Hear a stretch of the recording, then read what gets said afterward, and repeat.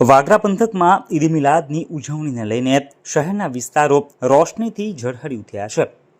ઇસ્લામ ધર્મના મહાન પૈગંબર હજરત મુહમ્મદ સાહેબના જન્મદિવસ એટલે કે ઈદ મિલાદુન નબીના પવિત્ર પર્વની ઉજવણી વાગરા નગરમાં અનેરા ઉત્સાહ અને ધાર્મિક શ્રદ્ધા સાથે થઈ રહી છે.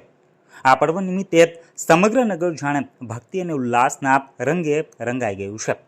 મુસ્લિમ સમાજમાં તહેવારને લઈને ભારે થનગનાટ જોવા મળી રહ્યો છે. ઈદ મિલાદુન નબીની ઉજવણીના ભાગરૂપે વાગરા નગરના વિવિધ વિસ્તારો જેવા કે વાંટા વિસ્તાર, અસ્મા પાર્ક, અપનાનગર, ગુલિસ્તાન સંજર, મરિયમ પાર્ક અને હાઉસિંગ બોર્ડ સહિતના વિવિધ વિસ્તારો આકર્ષક રોશનીથી ઝળહળી રહ્યા છે.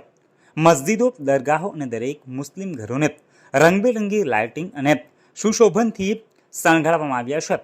આ દ્રશ્ય માત્ર ભવ્ય જ નથી પરંતુ પૈગંબર સાહેબ પ્રત્યેની અપાર શ્રદ્ધાનું પ્રતીક પણ છે.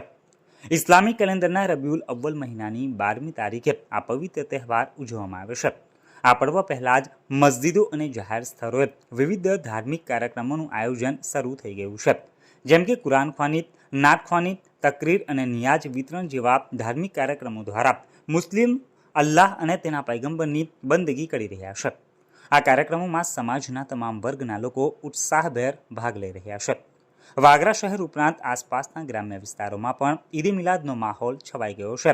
પંથકના ખંડાલી, પહાજ, સારણ, સલાદરા, વિલાયત, વોરાસમની અને ચાંચવેલ જેવા ગામોમાં પણ મુસ્લિમ બિરાદરો આ પર્વની ઉજવણી કરી રહ્યા છે.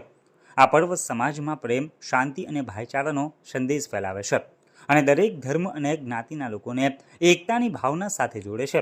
આ વર્ષની ઉજવણી સમગ્ર પંથકમાં ખુશી અને ભક્તિનું વાતાવરણ પ્રસરાવી રહ્યું છે.